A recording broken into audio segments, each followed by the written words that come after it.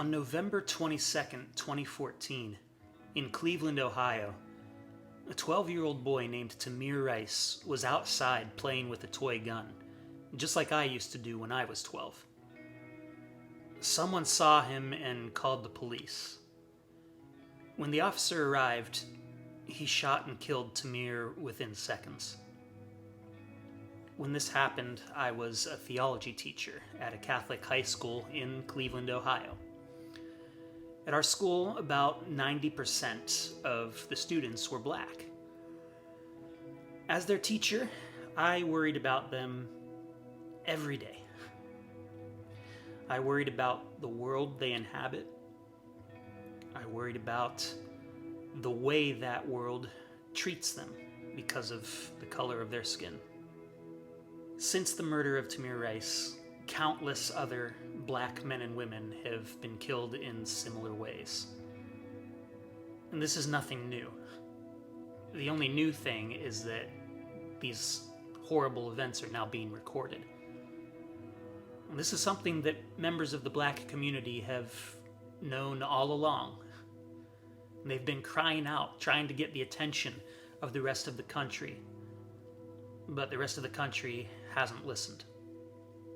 Now, there are millions of Americans proclaiming the truth that Black Lives Matter. Because throughout our history, our actions, our words, our laws, and our policies have said that black lives don't matter. Racism is this country's original sin.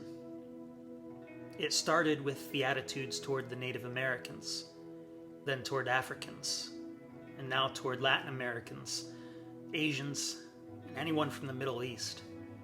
Human beings have a tendency to see those who are different as suspicious, or perhaps even threatening. We all too often forget that we are all members of the one human family. Our Catholic faith teaches us that every human person is created in the image and likeness of God, and thus has inherent dignity and value. The Catechism, the official teaching document of the Church, says that discrimination in any form is inherently contradictory with the gospel of Jesus Christ. As followers of Jesus, we are called to love the unloved, to care for those on the margins, to lift up the oppressed. The church is a family, and when one member of the family struggles, the whole family struggles together. It is our duty to speak out against racism. It is not enough simply to be not a racist. We have to be actively anti-racist. We must strive to change the attitudes and the policies that keep oppressed people down while allowing the oppressor to continue holding power. When Jesus was ministering on earth, he mostly ministered to the Jewish people, but there was also another group of people known as the Samaritans. The Jewish people considered the Samaritans to be unclean. They wouldn't associate with them, and they thought Samaritans were worth no more than dogs. Jesus challenged this assumption.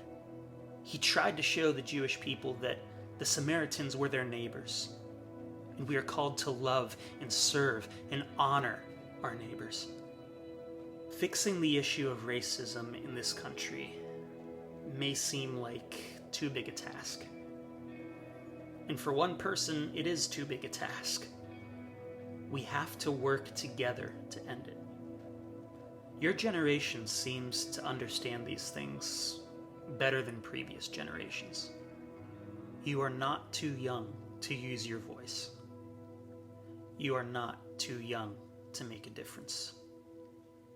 Now please read the material below and answer the reflection questions. Have a great week.